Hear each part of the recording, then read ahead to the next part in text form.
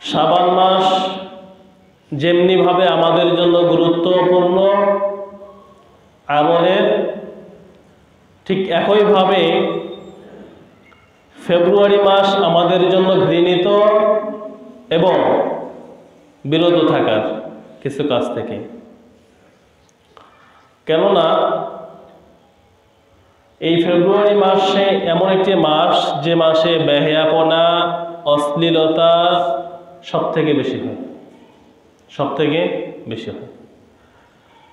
যে বিষয়টা নিয়ে কথা বলা জরুরি, প্রয়োজন বোধ মনে করছি।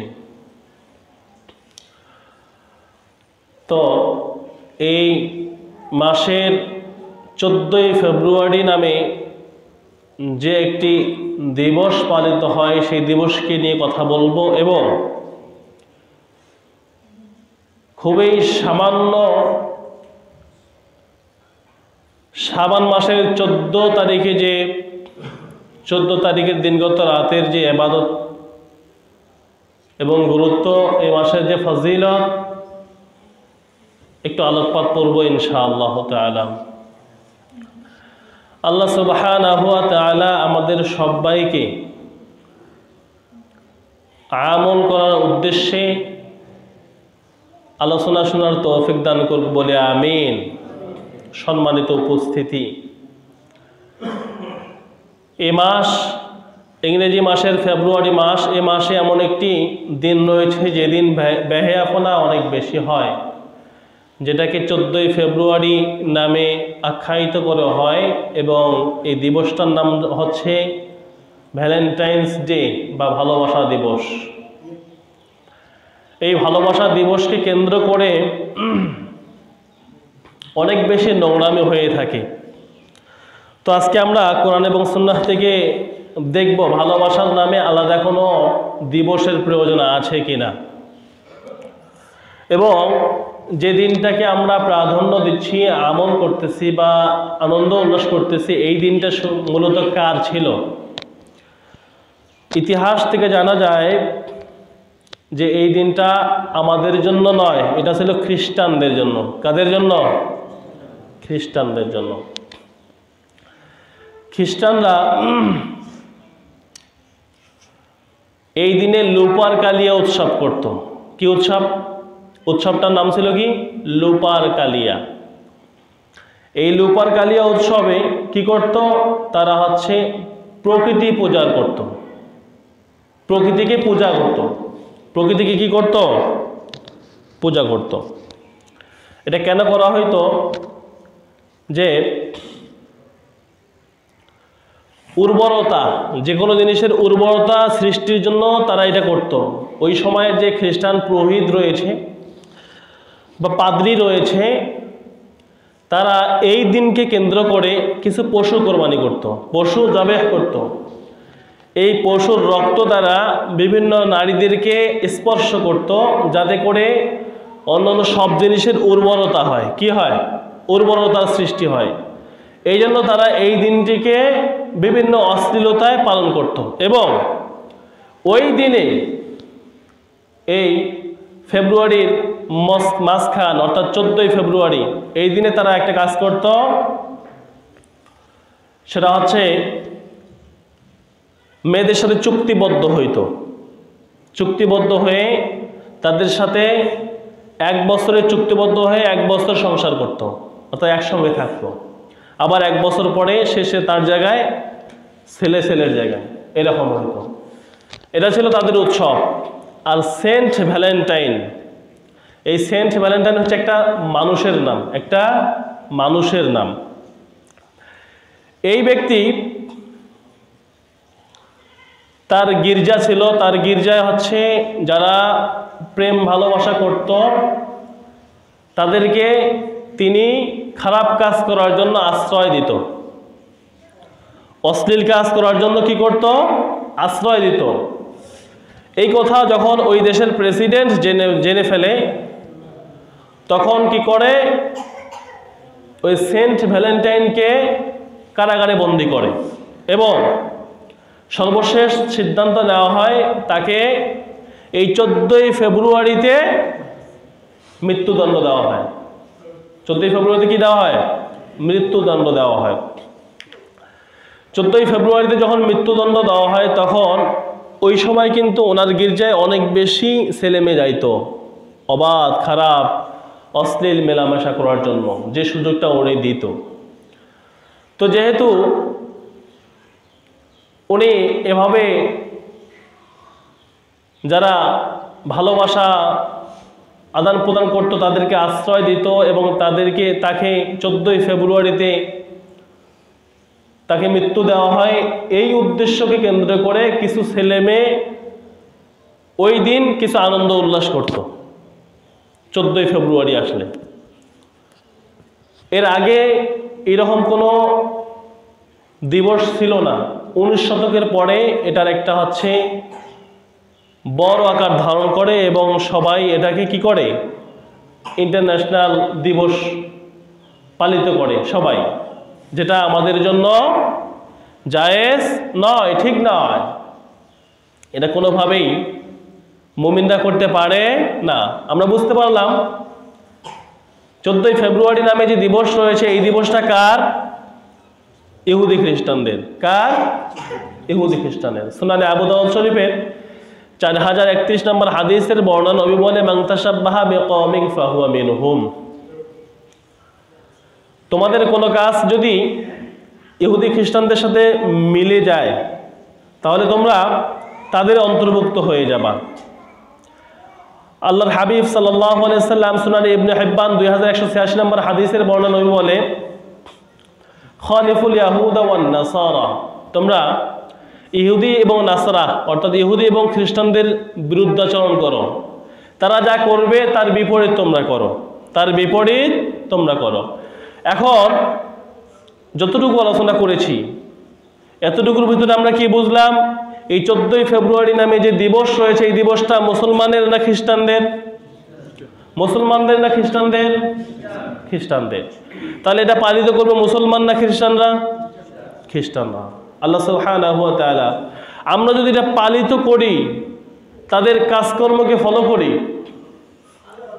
আল্লাহ সুবহানাহু ওয়া তাআলা পবিত্র কোরআন কারিমার সূরা মায়েদার 51 নম্বর আয়াতের মধ্যে বলছে, ইয়া আইয়ুহাল্লাযীনা আমানু লা তাত্তাখিযুল ইয়াহুদা ওয়ান নাসারা আউলিয়া বা'দুহুম আউলিয়া বা'দ। হে ঈমানদারগণ, তোমরা ইহুদি খ্রিস্টানকে বন্ধুরূপে গ্রহণ করো না। যদি তাদেরকে কেউ বন্ধুরূপে গ্রহণ করে, পরের আয়াত 52 নম্বর আয়াত আল্লাহ বলেন, ফাতারাল্লাযীনা ফী কুলুবিহিম মারাদুন ইউসারিউনা ফীহিম ইয়াকুলুনা নাখশা আন তুসিবানা দায়রা। আল্লাহ সুবহানাহু ওয়া তাআলা বলতেছে, আমি মালিক নিষেধ করার পরও যদি কেউ ইহুদি খ্রিস্টান এবং তোমাদের মুসলমান ধর্মকে অবহেলা করে, অপমান করে, হাসি ঠাট্টা করে, তোমাদের নবীকে নিয়ে কটূক্তি করে, এমন করে ধর্ম এমন করে জাতিকে নিয়ে যদি তোমরা বন্ধুরূপে গ্রহণ করো, ফলো করো তাদেরকে, তাদের দিবসগুলো তোমরা পালন করো, তাহলে মনে রাখবা ফাতারাল্লাযীনা ফী কুলুবিহিম মারাদুন ইউসারিউনা ফীহিম, তোমাদের কলবের মধ্যে রোগ রয়েছে, এই রোগ তোমাদেরকে ডাক্তার দেখাতে হবে, অন্যথায় তোমার এই রোগ ক্যান্সারে পরিণত হতে পারে। আর ক্যান্সারের রোগের অসুস্থতা, ব্যথা, বেদনা সেই ব্যক্তি বুঝতে পারে যার ক্যান্সার হয়, ঠিক না? সুতরাং এই রোগে রোগান্বিত হওয়া যাবে? এই রোগে রোগান্বিত হওয়া যাবে? আমরা কি ইহুদি খ্রিস্টানদের মতো করে চলাফেরা করব নাকি মুমিনদের মতো চলাফেরা করব?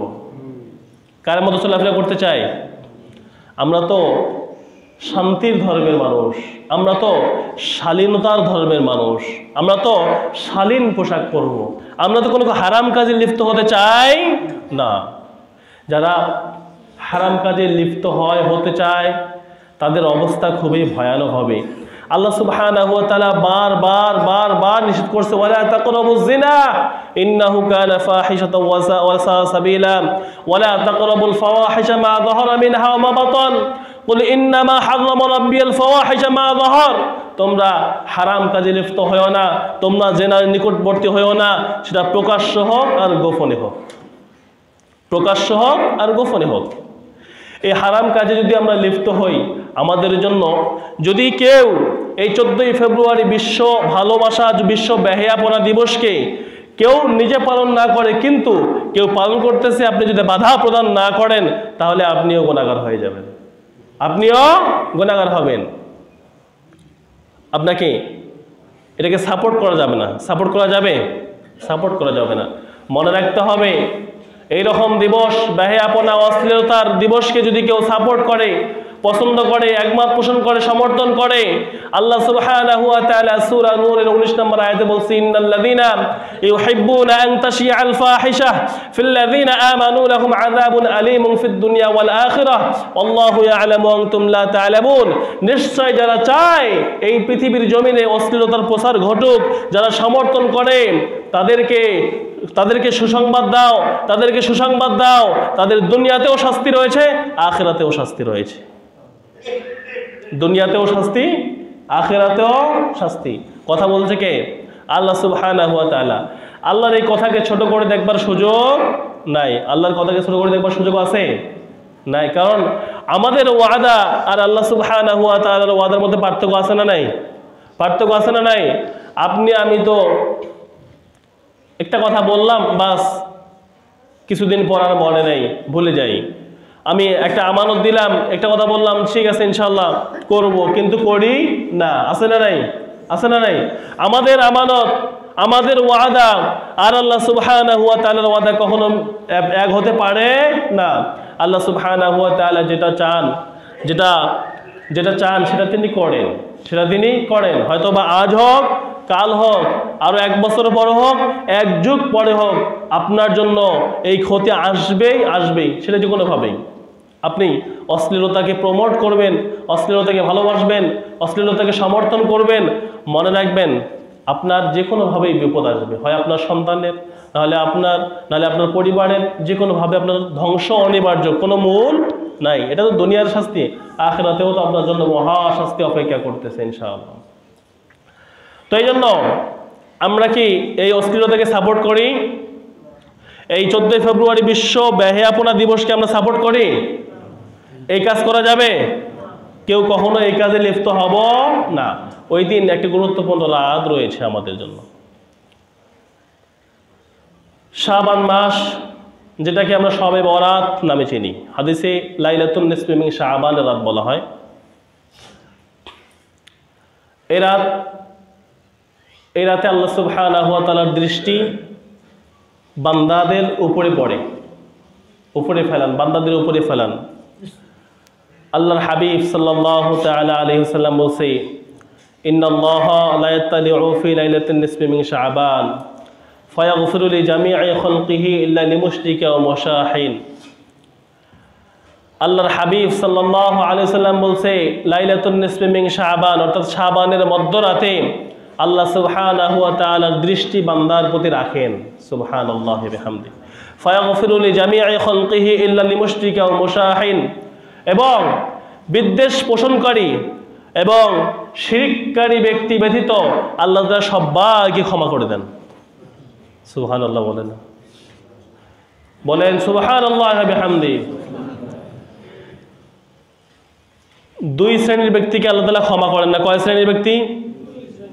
একটা হচ্ছে হিংসুক, আছে না? হিংসুক ব্যক্তি আছে না? হিংসুক ব্যক্তিকে আল্লাহ তাআলা ক্ষমা করে না। বিদ্বেষ, শত্রুতা পোষণকারী ব্যক্তিকে ক্ষমা করে না। আর একদল ব্যক্তিকে ক্ষমা করে না, সেটা হচ্ছে শিরিককারী ব্যক্তি। কিকারী ব্যক্তি? শিরিককারী ব্যক্তি। এই হাদিসটা আজকে বলার উদ্দেশ্য হচ্ছে এই, আগামী সপ্তাহে আসার আগেই, ওই রাত আসার আগেই আমরা হিংসা থেকে দূরে থাকবো। পারবো না ইনশাআল্লাহ? পারবো না ইনশাআল্লাহ? একে অপরের যে হিংসা, বিদ্বেষ, শত্রুতা আমাদের কলবে পোষণ করি, এই হিংসা, বিদ্বেষ আর শত্রুতা থেকে আমাদেরকে হেফাজত থাকতে হবে, দূরে থাকতে হবে। তাহলে আমরা ওই রাতে ইনশাআল্লাহ তাআলা আল্লাহর ক্ষমা আশা করতে পারি। আর যদি অন্তর থেকে হিংসা দূর করতে না পারি, বিদ্বেষ দূর করতে না পারি, শত্রুতা দূর করতে না পারি, তাহলে কিন্তু আমরা ক্ষমার অযোগ্য হয়ে যাব। কারণ তিনি বলে দিয়েছেন, আমি হিংসুক ব্যতীত, শিরিককারী ব্যতীত সবাইকে ক্ষমা করে দেব।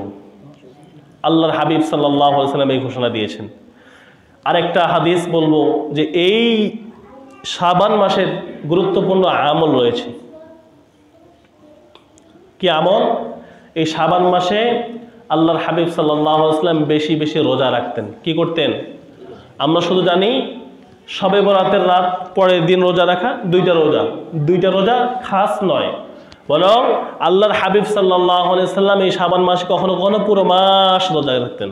সুবহানাল্লাহি ওয়া বিহামদিহি। নবীকে প্রশ্ন করা হলো, ওয়া শাহরুন তুরফাউ ফীহিল আমালু লিরাব্বিল আলামিন।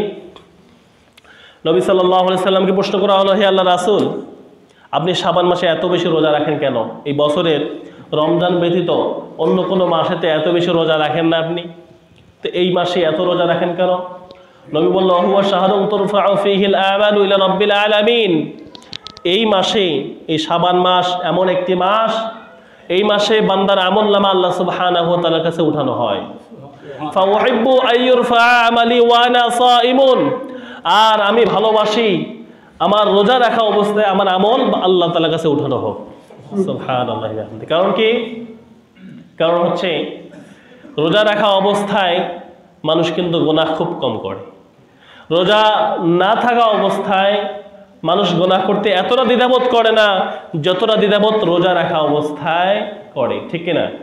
এই জন্য আল্লাহর হাবিব সাল্লাল্লাহু আলাইহি ওয়াসাল্লাম বলেছেন, ফাউহিব্বু আইয়ুরফা আমালি ওয়া আনা সাইমুন। আমি চাই আমার আমলনামা আল্লাহ তাআলার কাছে উঠানো হোক রোজা রাখা অবস্থায়। এই জন্য নবীজি এই মাসে খুব বেশি সিয়াম পালন করতেন। তো এই জন্য আমরা নির্দিষ্ট একদিনকে কেন্দ্র না করে আমরা এই মাসে যে যত পারি সিয়াম আদায় করবো ইনশাআল্লাহ। তাহলে 1 নাম্বার এখান থেকে আলোচনা থেকে 1 নাম্বার কাজ হচ্ছে 14ই ফেব্রুয়ারি বিশ্ব ব্যয়াপনা দিবসকে বয়কট করা। কি করা? বর্জন করা। 2য় নাম্বার হচ্ছে এই মাসে বেশি বেশি সিয়াম আদায় করা। কি করা? 3 নাম্বার শিক্ষা হচ্ছে আমরা আমাদের ভিতরে আমার ভাইয়ের প্রতি, আমার বন্ধুর প্রতি, আমার আত্মীয়র প্রতি যদি কোনো প্রকার শত্রুতা থেকে থাকে, বিদ্বেষ, হিংসা যদি থেকে থাকে, আমরা আজকেই ঝেড়ে ফেলবো। অন্যথায় এই শবে বরাতের নামে গুরুত্বপূর্ণ একটি রাত, এই রাতে আল্লাহর কাছে ক্ষমার যে একটা সুযোগ, এই সুযোগ আমরা হারিয়ে ফেলবো। এবং শিরক কাজ থেকে দূরে থাকতে হবে। কি কাজ থেকে দূরে থাকতে হবে? শিরক করা যাবে না। এবং আত্মীয় স্বজন, পাড়া প্রতিবেশী, এলাকাবাসী কারো প্রতি হিংসা শত্রুতা রাখা যাবে না। হিংসা মানুষের নেক আমলগুলোকে ধ্বংস করে ফেলে। ইয়াকুমুল হাসাদ ফাইনাল হাসাদ ইয়াকুমুল হাসানাতি কামা তাকুলুন নারুল হাতাব। আল্লাহর হাবিব বলছে, হিংসা মানুষের নেক আমলগুলোকে এমনভাবে পুড়িয়ে ফেলে ঠিক যেমনভাবে কাঠখড়ি এবং বাঁশখড়িকে আগুন পুড়িয়ে ফেলে, ঠিক একইভাবে হিংসা আছে, আমরা তো বুঝি না, আমাদের আমলগুলো নষ্ট করে ফেলে দিচ্ছি। অনেক আলেম ওলামা আমাদের জাহান্নামী হবে। কেন হবে? আমাদের তো বর্তমান আলেম ওলামাদের ভিতরে, আচ্ছা আলেম ওলামাদের ভিতরে দেখবেন যে সুদ খায় না, ঘুষ খায় না, তারা নামাজের গুরুত্ব আরোপ করে, যে নামাজ পড়ে, এরপর অন্য যেগুলো রয়েছে করে, কিন্তু এখানে দুর্বলতা কোথায়? হিংসার দুর্বলতা কোথায়? মানে এই গুনাহটা যে হয় আমরা নিজেও বুঝতে পারি না। কেন? দেখবেন আলেম ওলামাদের ভিতরে অন্য কোনো শত্রুতা নাই। কে মিলাদ পড়ে আর কে মিলাদ পড়ে না, শত্রুতা আছে না নাই? কে বুকে হাত বাঁধে, কে নাভির নিচে হাত বাঁধে, শত্রুতা আছে না নাই? আবার কে নামাজের সূরা ফাতিহা শেষে আমিন জোরে বলে আর কে আস্তে বলে, আছে না নাই? কে দোয়া হাত তুলে জামাতের সাথে দোয়া করে আর কে একাকিত্ব দোয়া করে, সমস্যা আছে না নাই?